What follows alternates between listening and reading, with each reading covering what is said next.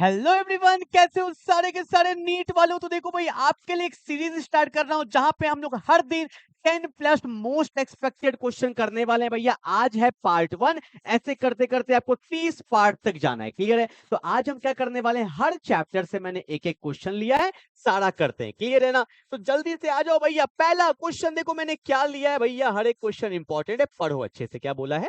The KH values of argon, carbon dioxide, formaldehyde and methane, सबका KH का value दिया। पहले याद करो ये कौन से चैप्टर का है, सॉल्यूशन चैप्टर का। और ये KH मेरा क्या है, याद करो। अगर आपको हल्का सा भी याद होगा तो ये हमारा क्या था भैया, हेनरीज कांस्टेंट था।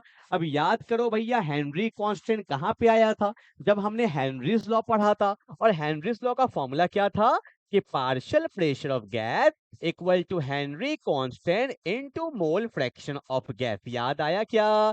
तो देखो हर कुछ बताते हुए चलूंगा। क्लियर है? और मैंने वहां पे आपको हेनरी कांस्टेंट के बारे में बहुत सारे बातें बताए थे। क्या देखो, आपको मैंने बोला था कि हेनरी कांस्टेंट कोई ऐसा कांस्टेंट नहीं है जिसका फिक्स वैल्यू है। ये हर गैसेस के लिए अलग अलग होता है। जैसे आप देख सकते हो, आर्गन के लिए कुछ वैल्यू दिया है, कार्बन डाइऑक्साइड के लिए कुछ वैल्यू दिया है, तो सबके लिए अलग अलग वैल्यू होता है। ये सब बात लिख लेना कि Henry constant has different value for the different gases, पहला पॉइंट। और दूसरा बात मैं आपको बता देता हूं कि हेनरी कांस्टेंट में चेंज आता है कब, अगर आप टेम्परेचर को बढ़ा दोगे तो हेनरी कांस्टेंट क्या कर जाता है, इंक्रीज कर जाता है। ये सब बात लिख लेना, एग्जाम में कुछ भी आ सकता है। ठीक है? और एक बात बताता हूं, देखो अगर हम लोग प्रेशर को कांस्टेंट रखते हैं, अगर मैंने टेम्परेचर बढ़ाया तो हेनरी कांस्टेंट बढ़ गया, अगर टेम्परेचर बढ़ाया तो हेनरी कांस्टेंट बढ़ गया। अगर ये कांस्टेंट है तो एक वैल्यू बढ़ेगा तो एक वैल्यू क्या होगा, घट जाएगा।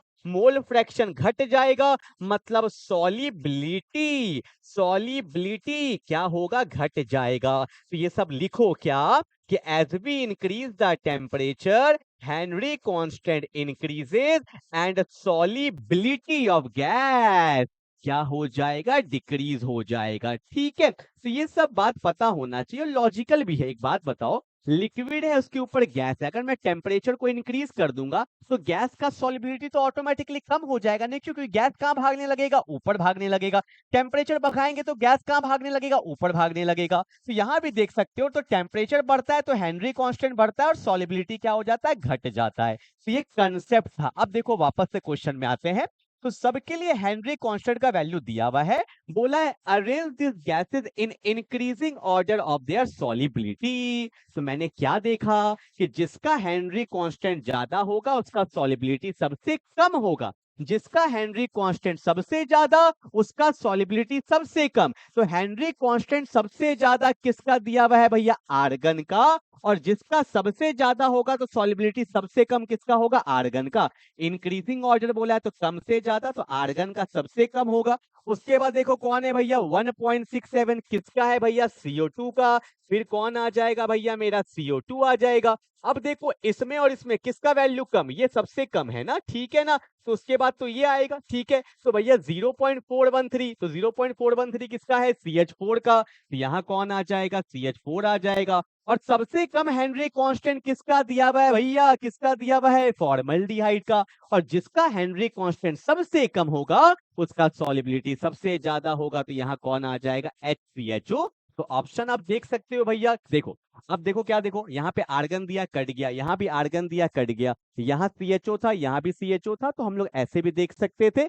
अब बताओ कौन होगा भैया, सबसे कम आर्गन, फिर CO2, फिर CH4, फिर फॉर्मल्डिहाइड। तो ऑप्शन नंबर क्या हो जाएगा, सी हो जाएगा। And that's my final answer. ठीक है?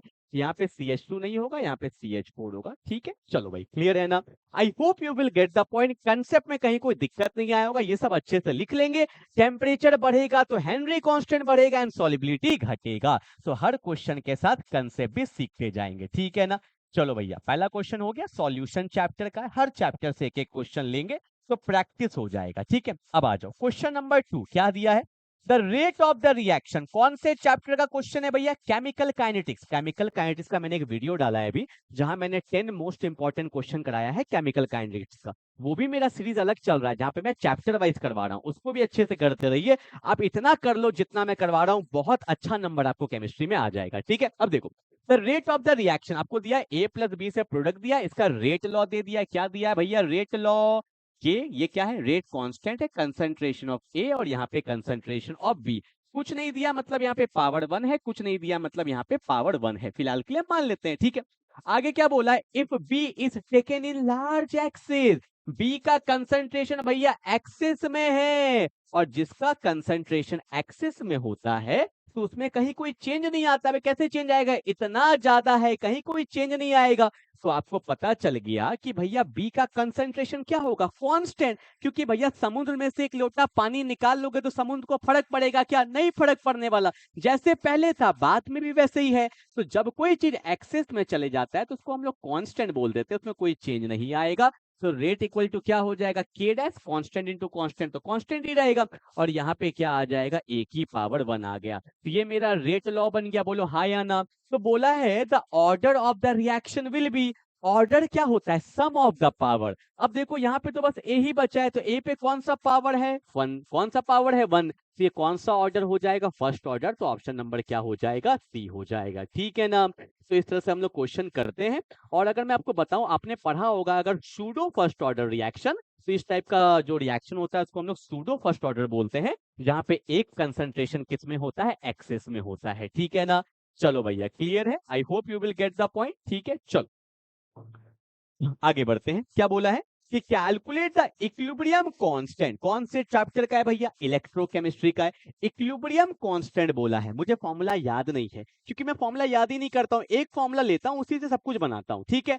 क्या आपने पढ़ा था नस्ट इक्वेशन में कि ई सेल जो होता है वो होता है E naught cell minus 0.059 by N, और यहाँ पे क्या होता है लॉग ऑफ क्यूसी, क्यूसी मतलब भाई final concentration by initial concentration. इसी फॉर्मूला, यही एक फॉर्मूला है, इसी से आप सब कुछ निकाल सकते हो। तो बोला है इक्विलिब्रियम कांस्टेंट मतलब रिएक्शन इक्विलिब्रियम पे, और इक्विलिब्रियम पे ई सेल का वैल्यू क्या हो जाता है, 0 हो जाता है, और क्यूसी को ही हम लोग क्या बोल देते हैं, केसी बोल देते हैं, केसी क्या है, इक्विलिब्रियम कांस्टेंट। बस लॉजिक पता होगा तो तुम्हें फॉर्मूला रटना नहीं पड़ेगा। अब ई सेल को 0 पुट कर देंगे तो क्या होगा, देखो 0 equal to E naught cell minus 0.059 by N, और यहाँ पे क्या होगा लॉग केसी, केसी ही तो निकालना है इक्विलिब्रियम कांस्टेंट, तो ये सब वैल्यू को इधर भेज दो, तो देखो क्या देखने को मिलेगा, मिलेगा अपने लोग को ई नॉट शेल इक्वल टू क्या होगा, सब उधर चला गया तो 0.059 बाय एन, और यहां हो जाएगा लॉग केसी, क्या हो जाएगा लॉग केसी, ठीक है। अब ध्यान से देखो भैया, E naught cell is equal to 0.059 by N, N का वैल्यू कितना है, देखो भैया जिंक से कहां चला गया, Zn+2, 2 इलेक्ट्रॉन का लॉस हुआ है तो 2 ही इलेक्ट्रॉन का गेन हुआ होगा, तो एन का वैल्यू क्या है 2 है, ठीक है। ओके भैया लॉग केसी, ठीक है। अब इसको सॉल्व करना पड़ेगा, कौन करेगा, मैं करूं या तुम करोगे, मेरे से ही करवाओगे क्या, चलो ठीक है कर देते हैं। तो देखो 0.0 कुछ छूटा तो नहीं है ना भैया, कुछ छूटा तो नहीं है, हाँ ठीक है। देखो इसको सॉल्व हम लोग कर लेंगे, एक काम करते हैं ना, जो हमें चाहिए डायरेक्टली वही लिख दो, तो मैं ऐसा लिख दूं क्या, लॉग केसी, ठीक है। ई नॉट शेल का वैल्यू कितना दिया, 1.1 दिया है ना, तो यहाँ पे क्या हो जाएगा 1.1 इंटू 2 डिवाइड बाय 0.059, तो यहाँ पे आ गया 2.2 बाय 0.059, ठीक है। तो ये मेरा क्या आ गया भैया, केसी आ गया, केसी, केसी लॉग केसी, ठीक है। तो मुझे तो केसी निकालना है ना, तो केसी क्या होगा, लॉग जाएगा इधर तो क्या हो जाएगा भैया एंटी लॉग, और एंटी लॉग तो आपने पढ़ा नहीं होगा, पढ़ा है क्या, 2.2 बाय 0.059, ठीक है। डिवाइड करेंगे, देखो ध्यान से, पॉइंट हटेगा तो ऊपर क्या आएगा 1 2 3, पॉइंट हटेगा तो नीचे आएगा 10, ये 0 से ये 0 कट गया, तो वैल्यू क्या बचा 2200 डिवाइड बाय कितना हो जाएगा 59, ठीक है। करना तो पड़ेगा भैया, एग्जाम का क्वेश्चन है, तो 59 से जाएगा कितने बार में, 3 बार में ही जाएगा, ठीक है। 9 3 जा 27, 2 5 या 15, 2 17, 10 से 7 गया 3 बचा, 9 से 9 यहाँ कितना बचा भैया 11 है ना, 11 से 7 गया तो 4 बचा, और 2 से 1 मतलब ये तो 1 ही हुआ, 1 से 1 क्या हो जाएगा 0, फिर यहाँ आ जाएगा 0, कितने बार में जाएगा, हाँ आई थिंक 7 बार में जाएगा, 59 7 जा 7 9 जा 63, 6 हो जाएगा, होगा कि नहीं होगा, एंड 5 7 जा 35, 35 और 6 कितना हो गया 413, बिल्कुल मैं सही हूँ, तो 413, तो यहाँ पे वैल्यू आ जाएगा, कितना आ जाएगा भैया 13 आ जाएगा, ठीक है। फिर पॉइंट देंगे तो क्या आएगा 0 होगा, और कितने बार में जाएगा 3 बार में आई थिंक जाएगा, ठीक है, अप्रोक्सीमेटली ले लिया, ठीक है।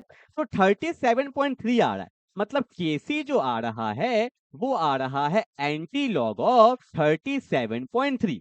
अब एक बात बताओ, एंटी लॉग क्या होता है? एंटी लॉग का मतलब हो गया कि ये किस लॉग का वैल्यू है, ये किस लॉग का वैल्यू है। कैसे सॉल्व करते हैं, जैसे मैं आपको बताता हूँ। जैसे मैं बोलूं कि log 2 का वैल्यू मुझे पता होता है 0.30 होता है, ठीक है ना। अगर मैं बोलूं कि भैया ये चल जाएगा इधर 2, तो ये क्या हो जाएगा, एंटी लॉग ऑफ 0.30, ठीक है। तो एंटी लॉग ऑफ 0.30 क्या हो जाएगा, 2 हो जाएगा। मतलब एंटी लॉग होता क्या है कि किस लॉग का वैल्यू है। तो कैसे सॉल्व करते हैं, देखो ना, मैं आपको सिंपल जुगाड़ बताता हूँ। आप इसको ऐसे लिखो, एंटी लॉग है, यहाँ पे क्या है 37 पॉइंट, यहाँ पे आ जाएगा 0.3 आया। अब एक बात बताओ, ये 37 किस लॉग का वैल्यू मैं बोल सकता हूँ? लॉग ऑफ 10 की पावर 37, आपको पता है ये 37 होता है। और 0.3 किस लॉग का वैल्यू? ऑब्वियस सी बात है भैया, लॉग 2 का वैल्यू। बोलो हाँ या ना। तो 37 प्लस 0.3, तो एक का आ गया भैया लॉग ऑफ 10 की पावर 7, और एक का क्या आ गया, लॉग 2 आ गया। और आपको पता है लॉग ए प्लस लॉग बी क्या होता है, लॉग ए प्लस बी का वैल्यू क्या होता है, लॉग ए इंटू बी। तो यहाँ पे जो मेरा वैल्यू आएगा, ये किस लॉग का वैल्यू है, तो ये होगा 2 इंटू 10 की power 37, and that's my final answer. कहाँ दिया है, 2 इंटू 10 की पावर 37, ठीक है ना। तो ये सब कुछ पता होना चाहिए कि लॉग ए प्लस लॉग बी जो होता है वो होता है लॉग ए इंटू बी होता है, ठीक है ना। तो हमने सिंपल कर लिया, पहले कैलकुलेशन तो कर दिया। एंटी लॉग ऑफ 37 प्लस 0.3, तो ये किसका है, 10 की पावर 37 का। ये किसका है, लॉग 2 का, हाँ या ना। तो भैया सिंपल सा कर देंगे, तो यहाँ कौन है, 2 है, यहाँ क्या है 10 की पावर 37 है, तो हो जाएगा 2 इंटू 10 की पावर 7, जो आएगा वो आपका फाइनल आंसर आ जाएगा, ठीक है। तो नीट में देखो ज्यादा चांस होता है कि भैया सिंपली पूछ दे लॉग केसी, एंटी लॉग नहीं पूछता है। पर अगर पूछ भी दे तो आप बता दोगे, ठीक है ना। I hope you will get the point, ठीक है। एक क्वेश्चन मैं दे रहा हूं, आप लोग कमेंट करके जरूर बताइएगा कि एंटी लॉग ऑफ, मान लेते हैं 28.60, इसका वैल्यू क्या होगा। 28.60 का वैल्यू क्या होगा, ये मुझे कमेंट करके आप लोग बताएंगे। एंटी लॉग ऑफ 28.60 क्या होगा, ठीक है। चलो भाई आगे बढ़ते हैं। अगला क्वेश्चन क्या बोला है, द इक्विलिब्रियम, ये क्या दिया है भैया, Cr2O7-2, इसको बोलते हैं डाइक्रोमेट। क्या बोलते हैं, ये क्या है भैया, दो है ना क्रोमियम, इसको बोलते हैं डाइक्रोमेट। और ये मेरा कौन है भैया, सिंपल क्रोमियम है, तो ये होता है मेरा क्रोमेट, ठीक है। Cr O4-2 इसको क्रोमेट, Cr2 होता है तो डाइक्रोमेट होता है। एक बात याद रखिएगा क्या, कि क्रोमेट, मैं फॉर्मूला में ही लिख देता हूं, अगर मैं बात करता हूं क्रोमेट का, किसका बात करता हूं, क्रोमेट का, CrO4-2, क्रोमेट जब एसिडिक मीडियम में रहता है तो ये कन्वर्ट हो जाता है डाइक्रोमेट में, किसमें, डाइक्रोमेट, ठीक है। और dichromate in basic medium convert हो जाता है क्रोमेट में, very important. Chromate in acidic medium converted to dichromate, and dichromate in basic medium converted to chromate. ये बात अपने को पता होना चाहिए। एक बात और बता देता हूं, जो मेरा डाइक्रोमेट होता है ये ऑरेंज कलर का होता है, और जो मेरा क्रोमेट होता है ना, ये येलो कलर का होता है, ठीक है। ये मैंने एक्सपेरिमेंट कर में मतलब क्लास में करके भी दिखाया था, लैब में भी दिखाया था। यूट्यूब में आज भी रील्स में या शॉर्ट्स में वीडियो देखना, आपको दिख जाएगा, कि आपको दिखेगा कि क्रोमेट को जब हम लोग डालते हैं एसिडिक मीडियम में तो कलर चेंज होता है, और डाइक्रोमेट को डालेंगे बेसिक मीडियम में तो बिल्कुल कलर चेंज होगा, एकदम साफ साफ दिखता है, ठीक है। अब देखो बोला है the equilibrium shift to right, right में जाना है। ये क्या है, डाइक्रोमेट, डाइक्रोमेट से जाना है क्रोमेट में। तो देखो भैया डाइक्रोमेट से जाना है क्रोमेट में, तो कौन सा मीडियम लेंगे, बेसिक मीडियम। तो आंसर क्या हो जाएगा, basic medium, option number B हो जाएगा, ठीक है ना। तो ऐसे क्वेश्चंस को करते हैं हम लोग, आगे बढ़ते हैं क्या। The magnetic moment of NiCl4-2, ये भैया किसका है, कोऑर्डिनेशन कंपाउंड का टॉपिक है, बहुत अच्छा टॉपिक है, ध्यान से देखो कैसे सॉल्व करेंगे। जैसे मैंने यहाँ पे लिखा NiCl4-2, ठीक है। तो क्लोरीन पे चार्ज क्या होता है, -1, तो 4 है तो -4 हो जाएगा, इसका नहीं पता, x मान लेंगे। तो x -4 -2 के बराबर आएगा, तो x का वैल्यू ऑटोमेटिकली क्या आ जाएगा, +2 आ गया। तो निकल पे चार्ज क्या है, +2 है, निकल पे चार्ज क्या है, +2, ठीक है। निकल का एटॉमिक नंबर कितना होता है, 28, बताया था ना, साइंस टीचर विनीता कृपलानी मन नी 28। और लिखने का तरीका क्या सिखाए थे भैया, याद करो, आर्गन 18 4s2 3d8, ये निकल का होता है, ठीक है। पर निकल पे चार्ज क्या है, +2, तो आउटर शेल से 2 इलेक्ट्रॉन निकल जाएगा, 3d8 बचेगा। अब ध्यान से देखो, यहाँ पे कौन है भैया, 3d है, 3d में कितना इलेक्ट्रॉन, 8, 1 2 3 4 5 6 7 8, ठीक है। 3d के बाद कौन आता है भाई, 4s आता है। 4s के बाद कौन आता है, 4p आता है, और 4p के बाद कौन होता है, वैकेंट है ये सब, 4d होता है, ये हमें पता होना चाहिए, ठीक है। अब देखो निकल के पास आ कौन रहा है, Cl। Cl कैसा लिगेंड होता है, वीक या strong, Cl is a weak field ligand. Halogen जो होता है वो वीक फील्ड लिगेंड होता है, और जो वीक फील्ड लिगेंड होता है वो इलेक्ट्रॉन को पेयर्ड नहीं कर सकता, तो पेयर्ड नहीं करेगा, तो भैया इसके पास कितना अनपेयर्ड रह गया, 2 अनपेयर्ड रह जाएगा। और आपको पता है मैग्नेटिक मोमेंट का जो फॉर्मूला होता है वो होता है under root of N, n+2 bm होता है, b मतलब बोर्स मैग्नेटन, ठीक है ना। तो कितना अनपेयर्ड है, 2, वीक फील्ड है तो पेयरिंग नहीं हुआ, 2 अनपेयर्ड है, तो n का वैल्यू क्या होगा, 2, 2+2, तो यहाँ पे क्या हो गया, 2+2, 2+2 4, 4 2 जा 8, अंडर रूट ऑफ 8 bm। आपको पता है अंडर रूट ऑफ 9 जो होता है वो 3 होता है, तो under root of 8 something around 2.8 के आसपास होगा, तो कहाँ दिया हुआ है, 2.8 दिया हुआ है ऑप्शन नंबर बी में, दैट्स माय फाइनल आंसर, ठीक है। तो लिगेंड के बारे में पता होना चाहिए, कौन स्ट्रांग होता है और कौन वीक होता है, ठीक है। चलो अब मूव करते हैं क्वेश्चन नंबर 6, ऑर्गेनिक के क्वेश्चंस आ रहे हैं, ठीक है, हमने हर चैप्टर से के क्वेश्चन लिया है। क्या बोला है कि which of the following is most reactive towards nucleophilic substitution reaction. Nucleophilic मतलब न्यूक्लियोफाइल, अमीर, अमीर को क्या चाहिए, गरीब चाहिए। ये क्वेश्चन बहुत फेमस है, बहुत फेमस क्वेश्चन है कि भैया न्यूक्लियोफिलिक सब्स्टिट्यूशन रिएक्शन सबसे फास्ट किसमें होगा, तो अमीर को क्या चाहिए भैया, गरीब लोग चाहिए, गरीब लोग चाहिए। तो सबसे ज्यादा गरीब कौन है, एक बात हमेशा याद रखना, ये जो तुम NO2 देख रहे हो ना, मैं 50 बार बोल चुका हूँ, ये एक इलेक्ट्रॉन विड्रोइंग ग्रुप है, कंपाउंड से इलेक्ट्रॉन खींच लेता है और कंपाउंड को गरीब बना देगा। जैसे यहाँ पे NO2 एक है, यहाँ पे 2 NO2 ग्रुप है, यहाँ पे 3 NO2 ग्रुप है, मतलब इसको तो बर्बाद कर दिया होगा। NO2 is an electron withdrawing group, खींच रहा है, खींच रहा है, तो हर जगह से इलेक्ट्रॉन खींच लिया, तो भैया इसके पास इलेक्ट्रॉन एकदम कम हो गया, गरीब हो गया है। और जो जितना ज्यादा गरीब होता है न्यूक्लियोफाइल सबसे ज्यादा अटैक उसी पे करेगा सबसे पहले, तो आंसर क्या हो जाएगा, डी। एक बात लिख लीजिएगा, more the NO2 group, more the NO2 group more will be the reactivity. जितना ज्यादा NO2 ग्रुप होगा उतना ही ज्यादा रिएक्टिविटी होगा। अगर मैं इसको अरेंज करूं डिक्रीजिंग ऑर्डर में, तो सबसे ज्यादा रिएक्टिविटी होगा डी का, डी के बाद सी का, सी के बाद बी का, और सबसे कम किसका हो जाएगा, ए का। क्लियर है ना, तो ये बात बिल्कुल ध्यान रखेंगे, बहुत इंपॉर्टेंट टॉपिक है, ठीक है। चलो क्वेश्चन नंबर 7 क्या बोला है, the electrophile used in Reimer Tiemann reaction. अभी जाओ, अभी जाके यूट्यूब पे ये रिएक्शन सर्च करना, benzene classes Reimer Tiemann reaction, जो मेरा इंपॉर्टेंट रिएक्शन का सीरीज चल रहा है नीट के लिए, उसमें भैया मैंने कराया है, बहुत इंपॉर्टेंट। रीमन टीमन मेरा फेवरेट रिएक्शन है, क्योंकि हर एग्जाम में आता है। मैं आपको बताता हूँ, थोड़ा सा ज्यादा तो नहीं बताऊंगा,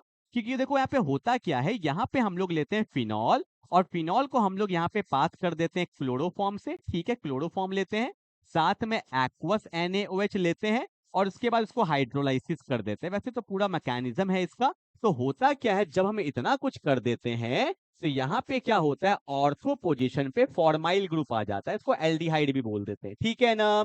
और इस कंपाउंड का नाम होता है, इसको बोलते हैं सैलिसैल्डिहाइड। क्या बोलते हैं, बोलो जल्दी बोलो, सैलिसैल्डिहाइड। बहुत इंपॉर्टेंट रिएक्शन है। तो रीमर टीमन रिएक्शन में क्या होता है, जो फिनॉल होता है वो कन्वर्ट हो जाता है सैलिसैल्डिहाइड में, ऑर्थो पोजीशन पे कौन सा ग्रुप आ जाता है, फॉर्माइल ग्रुप आ जाता है, इसलिए इसको हम लोग ऑर्थो फॉर्माइलेशन ऑफ फिनॉल भी बोलते हैं, ठीक है। अब ध्यान से देखो, जब इसका मैकेनिज्म आप करोगे तो आपको दिखाई देगा कि इस रिएक्शन के अंदर एक कंपाउंड है, इसको बोलते हैं डाइक्लोरोकार्बिन, और ये किसके तरह काम करता है, इलेक्ट्रोफाइल की तरह। Basically it is an strong electrophile. पर बहुत लोग को डाउट आता है कि सर ये इलेक्ट्रोफाइल कैसे होगा, इस पे तो लोन पेयर है, ये न्यूक्लियोफाइल होगा। नहीं, क्योंकि इसका ऑक्टेट कंप्लीट नहीं है, चेक करो, 2 2 4 2 6 दिखावा का लोन पेयर है भैया, ऑक्टेट कंप्लीट नहीं है, तो इलेक्ट्रॉन एक्सेप्ट करेगा, और जो एक्सेप्ट करता है वो इलेक्ट्रोफाइल होता है। तो रीमन टीमन रिएक्शन में मेरा इलेक्ट्रोफाइल कौन है, dichlorocarbene. That's an very very important part, ठीक है ना। चलो भाई आगे बढ़ते हैं। क्वेश्चन नंबर 8 क्या बोला है कि mark the correct order of decreasing acidic strength. Decreasing ज्यादा से कम। देखो मैं एक बात बताता हूँ, फिर से वही आ गया, देखो NO2 जो है ना दरिंदा है, ये इलेक्ट्रॉन खींचता है। एक बात बताओ, जैसे बचपन में हम लोग बोलते थे कि एसिड, एसिड मतलब क्या है, मैं एग्जांपल लेता हूँ HCl, तो जो H+ आयन देता है वो एसिड हो गया, और NaOH में लेता हूँ तो ये तो बेस हो गया, मतलब OH- एकदम बेसिक। तो देखो भैया एसिड का पहचान क्या है, प्लस मतलब क्या होता है, गरीब होता है केमिस्ट्री में, और माइनस का मतलब क्या होता है, अमीर होता है केमिस्ट्री में। मतलब जो जितना ज्यादा गरीब होगा वो उतना ज्यादा एसिडिक होगा, बोलो हाँ या ना। और NO2 तो आता ही है गरीब करने के लिए, उसका काम क्या है, इलेक्ट्रॉन खींचना। इलेक्ट्रॉन खींचेगा तो प्लस चार्ज बढ़ेगा, मतलब एसिडिक स्ट्रेंथ बढ़ेगा। ये भी लाइन लिख लेना, more the NO2 group more will be acidic strength. जितना ज्यादा इलेक्ट्रॉन विड्रॉइंग ग्रुप लगाओगे उतना ज्यादा एसिडिक स्ट्रेंथ होगा। यहाँ देखो कोई नहीं है, यहाँ NO2 है, क्योंकि देखो OH तो सब में कॉमन है, इसको देखो ही मत। जो सब में कॉमन है उसको देखो ही मत। यहाँ पे NO2 है, यहाँ पे NO2 है, तो पहले देखो भैया NO2 वाला। अब देखो B होगा या 2 होगा या 4 होगा। NO2 जब लगता है ऑर्थो और पैरा पोजीशन पे तो वो ज्यादा एसिडिक होता है, ऑर्थो और पैरा पे ज्यादा एसिडिक होता है एज कंपैरिजन टू मेटा। ठीक है, तो यहाँ पे जो सबसे पहले आएगा वो ऑर्थो और पैरा वाला आएगा, तो ये पैरा में है, तो सबसे पहले आएगा 2 आएगा। 2 के बाद कौन आएगा भैया, ये 1 है, ये 2 है, ये 3, ये 4, ये 4, 2 के बाद आएगा 4। ठीक है, अब देखो, अब ये जो OCH3 है ना यार, ये इलेक्ट्रॉन डोनेटिंग ग्रुप होता है, ये मदद कर रहा है भैया। ऑब्वियस सी बात, हमें मदद वाला चाहिए नहीं, हमें तो गरीब चाहिए। तो भैया उसके बाद कौन आएगा, ये ना तो कोई खींच रहा है ना तो कोई दे रहा है, ठीक ठाक है। तो 2, 2 के बाद 4, 4 के बाद 1। ठीक है, अब बचा कौन, OCH3। तो ये देखो ऑर्थो वाला है और ये कौन वाला है, पैरा वाला। तो पैरा वाला जो है वो अच्छे से डोनेट कर सकता है, मतलब ज्यादा अच्छा हो पाएगा। पर हमें चाहिए कौन भैया, अच्छा से डोनेशन नहीं चाहिए, तो कौन सा वाला ले लेंगे भैया, मेटा वाला ले लेंगे। तो कौन हो जाएगा भैया, 1 2 3 है, और सबसे लास्ट कौन हो जाएगा भैया, 5 हो जाएगा। That's my order. ठीक है, तो भैया क्या होएगा, देखो पैरा वाला जो होता है ना वो अच्छा अपना काम कर पाता है। जैसे कि देखो आपको कंफ्यूजन आया होगा, ये पैरा वाला है तो इसका काम क्या है, खींचना, तो ये पैरा में अच्छे से खींच पाएगा। ये क्या है, पैरा, इसका काम क्या होता है, डोनेट करना। OCH3 O पे लोन पेयर होता है, तो ये अच्छे से डोनेट कर पाएगा। हमें तो खींचने वाला चाहिए, डोनेट वाला नहीं चाहिए। ये तो अच्छे से डोनेट कर पा रहा है, तो हमें जो अच्छे से नहीं करे वो चाहिए, तो ये अच्छे से नहीं कर पाएगा। ठीक है ना, तो आंसर जो होगा वो होगा 2 4 1 3 4। तो कहाँ है भैया, 2 कहाँ है, 2 4 1 3 5, मतलब ये 5 है। ठीक है, ऑप्शन नंबर क्या हो जाएगा, बी। तो ये सब लिख लेना भैया, electron withdrawing group increases the acidic strength and electron donating group decreases the acidic strength. ठीक है, चलो आगे बढ़ते हैं। क्वेश्चन नंबर 9 में देखो आ गए, बेंजीन डाइएजोनियम क्लोराइड। बेसिकली ये अमाइंस चैप्टर का क्वेश्चन है। बेंजीन डाइएजोनियम ये होता है N2 plus Cl minus, hydrolysis कर दिए मतलब वाटर इन एसिडिक मीडियम। ठीक है, अब ध्यान से देखो, आपको पता होगा कि कार्बन नाइट्रोजन में प्लस कहीं ना कहीं इलेक्ट्रॉन खींचेगा, तो बेंजीन पे क्या आएगा, डेल्टा प्लस।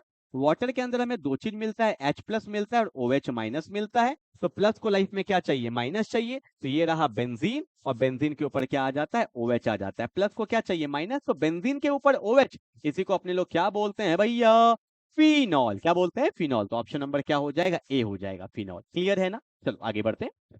क्वेश्चन नंबर 10 क्या बोला है भैया, क्वेश्चन नंबर 10 देखो, ऐसे क्वेश्चन जो आते हैं जिसमें ए से बी, बी से सी बनता है, इसमें बहुत लोग को डाउट आता। आओ एक अच्छा क्वेश्चन लिया है, देखो क्या बोला है, ये compound with the molecular formula C5H10O, C5H10O। अच्छा ठीक है भैया, देख लेते हैं। पर ये कार्बोक्सिलिक एसिड नहीं होगा क्योंकि उसमें 2 O होता है, ऐसे मैंने अंदाजा लगाया।